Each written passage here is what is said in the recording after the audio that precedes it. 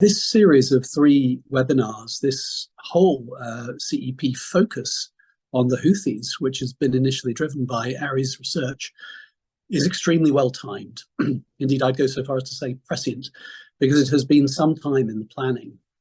The Houthis have always been a worry to anyone concerned with the well-being of the Yemeni people, the stability of the Arabian Peninsula, and security in the Red Sea and the Bab el-Mandeb Strait. But the prominence of the role they've taken upon themselves in the so-called axis of resistance since October the 7th has taken these concerns to a new level. Of all of the extremist and terrorist groups that take their lead from Iran, the Houthis are one of the more independent-minded. They're capable of refusing to do Iran's bidding when it conflicts with their own interests. But they have become increasingly enthusiastic co-belligerents with Hamas, Hezbollah, Iran, and the Iraqi Shia militias. The case can be made that the Houthis' reckless and unpredictable Red Sea attacks are now the most likely path of escalation to a wider regional conflict. Interestingly and worryingly, the evidence also now suggests that the Iranians are fully witting partners in this aggression. Having spent a good deal of time negotiating with the Houthis myself, at a time when I was solely focused on achieving peace in Yemen, I do want to warn everyone that this is not a liberation movement. It is an extraordinarily virulent, chauvinistic, and violent group. I remember 2 moments of brutal clarity from senior Houthi leaders. One was when they told me, long before they actually did it, that they were only in an alliance of convenience with Ali Abdullah Saleh, but as soon as he ceased to be useful to them, they would kill him.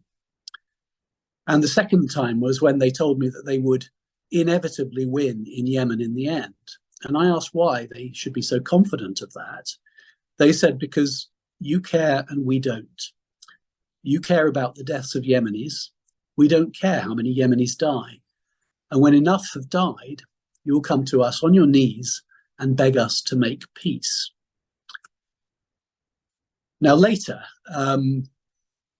when I saw their snipers in Aden and Taz killing civilians for fun, doctors and nurses in a hospital ducking under window frames to go about their business because a gut-crazed Houthi sniper on a rooftop opposite was picking off anyone showing themselves at a window, that was when my interlocutor's words really came back to me.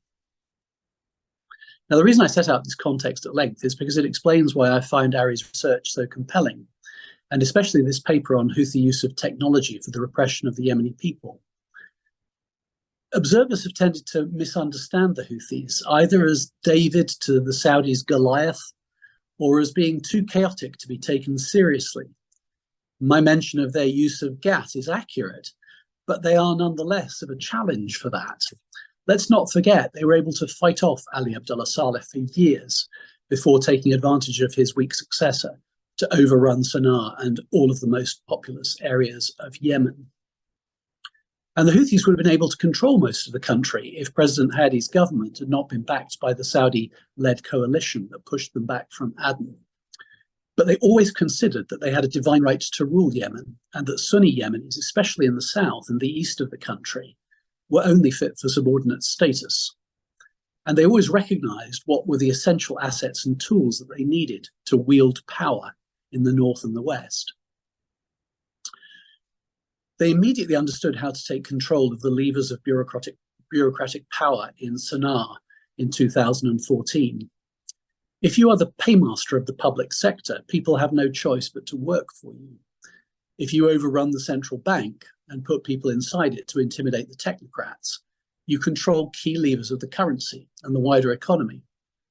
And as Ari has demonstrated in such forensic detail, if you control the national levers of information and communications technology, you have a powerful asset, both to make money and to surveil and control the population.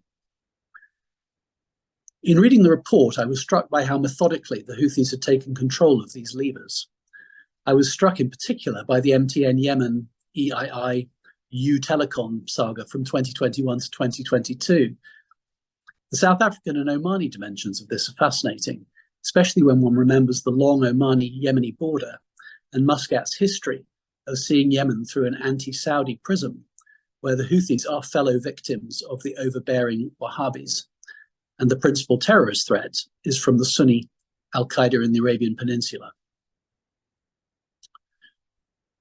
Now, when I was solely focused on Yemen, and we were focused on peacemaking, that limited the international community's appetite to discuss whether the Houthis were a terrorist group. And then what changed was that their increasing attacks beyond the borders of Yemen caused a shift in opinion. And initially, the Houthis mainly attempted to hit targets far inside Saudi Arabia, with only occasional success. In early 2021, at the time of the transition from Trump to the Biden administration in Washington, D.C., there was a strange toing and froing that happened in the US on designation. The Houthis were actually branded as terrorists by the US in January, and then that designation was lifted in February. But when the Houthis conducted a lethal drone and missile attack on Abu Dhabi in January 2022, the UAE skillfully used its temporary position on the Security Council to secure UN Security Council Resolution 2624. By the terms of 2624, which was adopted by 11 votes in favour, 0 against, 4 abstentions, the 15-member council extended until 28 February 2023 the measures that were first imposed by its Resolution 2140 of 2014, relating to the travel ban and asset freeze, as well as the provisions in Resolution 2216 2015 relating to the targeted arms embargo, while noting that these were not intended to have adverse humanitarian consequences for Yemeni civilians. And I just set this out right now because Ari raised that question about whether to look at the application of sanctions in some form to the apparatus of surveillance and control of telecommunications. Now, that resolution that I'm referring to from 2022 designates the Houthis as an entity for terrorist attacks. It labels them as a, quote, terrorist group, unquote, for the first time in a UN document. It condemns their cross-border terrorist attacks on civilians and civilian infrastructure in Saudi Arabia and the UAE. It demands the immediate cessation of those attacks. And the Houthis, as an entity, are designated on the Yemen sanctions list under the arms embargo. The reasoning for the designation is interesting. An extensive range of violations that they have committed against the Yemeni population and against the international community. And these include attacks on civilians, the use of sexual violence, the recruitment and use of children, the use of landmines, and obstruction of humanitarian assistance. And please do note that list. I can't stress too often how vicious the Houthis are and how oppressive of the human rights of Yemenis they are. Also, the resolution mentioned attacks on commercial shipping in the Red Sea, which has particular resonance now in 2024. And it mentioned, of course, those repeated cross-border terrorist attacks on civilians and civilian infrastructure in Saudi Arabia and the Emirates. During my time as ambassador, there was also an endless series of incidents where Iran was accused of arming the Houthis. And this was always denied, but it was hard to gain international consensus on it. But we did have solid evidence that it was true. And there was reciprocity, because during the Houthi advance across Yemen in 2014, 2015, we saw them prioritize releasing prisoners of interest to Iran.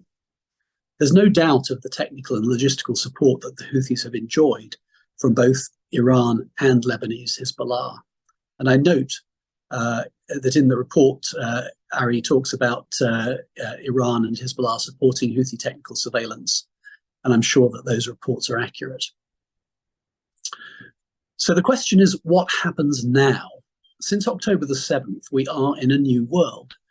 The Houthis have become more reckless, while the tolerance of the US and others for their acts of aggression, as well as those by Iraqi militias and by Lebanese Hezbollah is being sorely stretched. The Suez Canal, the Red Sea, and the Bab el-Mandeb shipping route is vital to the global economy. And it may be that the Houthis' threat to the security of that shipping route will draw a kinetic reaction beyond the limited defensive and deterrent actions that we have seen so far. And certainly from what we've seen said in response to the major attack yesterday that Hans referenced, it does sound as if there is an increasing sense that the deterrent actions taken so far have not been sufficient. Now, Houthi words and actions have always been wild. They're not a government, of course. They are a militia illegally occupying significant parts of Yemen.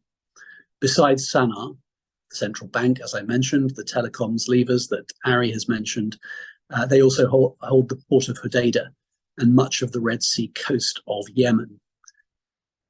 But it is more striking, and it should raise red flags of alarm, that Iran has publicly arrogated to itself the right to interfere with the safety of international shipping in the Red Sea and more widely, and to oppose any international efforts to secure it.